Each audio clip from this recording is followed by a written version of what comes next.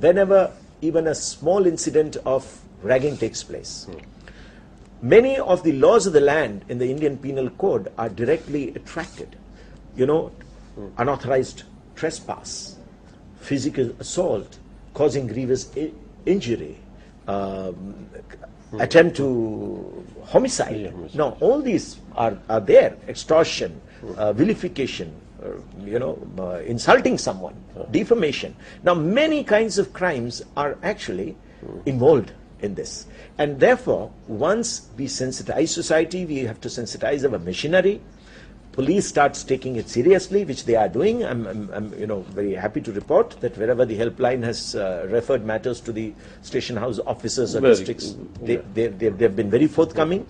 And even courts have been advised to fast-track matters of ragging.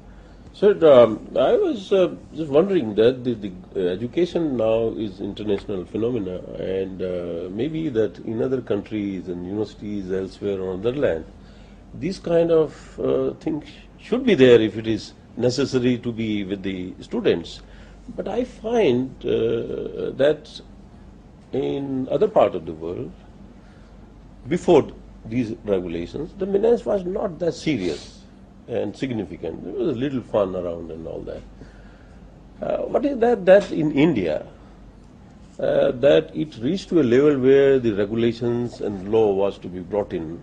Is there something to do with our cultural aspect or historical or whatever?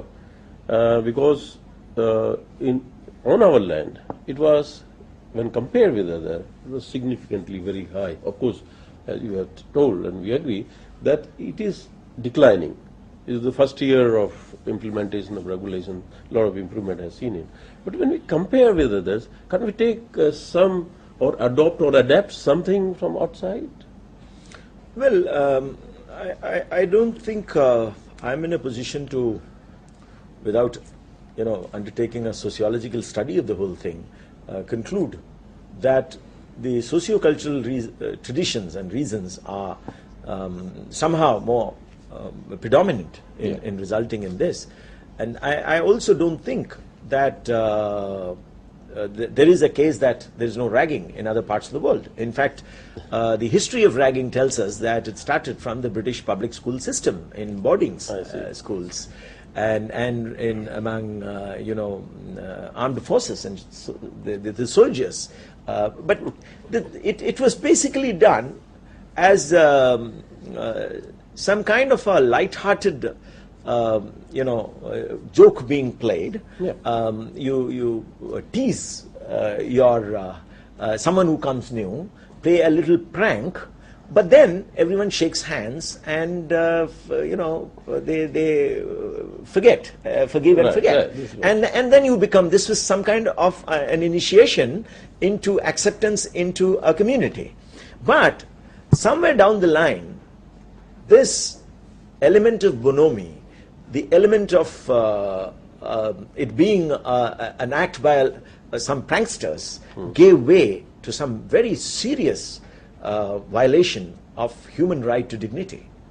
Now, we went around the country as part of the committee, we did, and we pointedly tried to find out whether socio-cultural reasons were at all at the back of this as an underlying cause.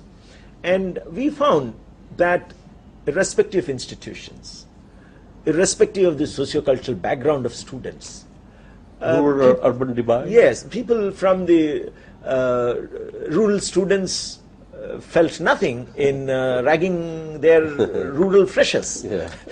So it was not rural versus urban. It was not high-income groups versus low-income groups or marginalized versus the dominant elite. No. There was no such case was made out except in one or two institutions. Yes, I must say that. Those are extreme cases. Now that the academic session has already set in and things are, happening of lighter side, introduction, fun and all that, and within the, limitations that have been laid down by the committee, Raghavan committee, Students are going afresh to the new classes, and before that certainly they will have some little fun here and there, as the students normally do.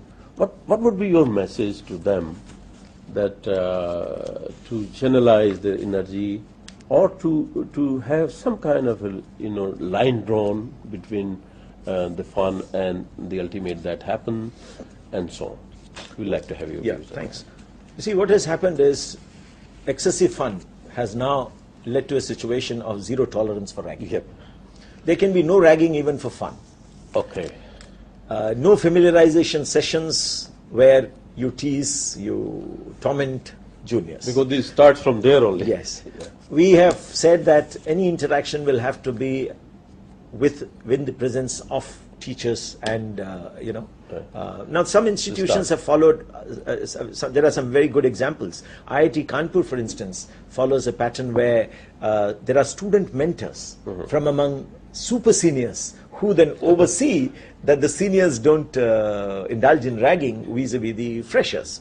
Now we have also launched campaigns of advertising campaigns, both in the audiovisual media as well as the print media. Now, no one has the time or the patience to go through the Raghavan Committee report.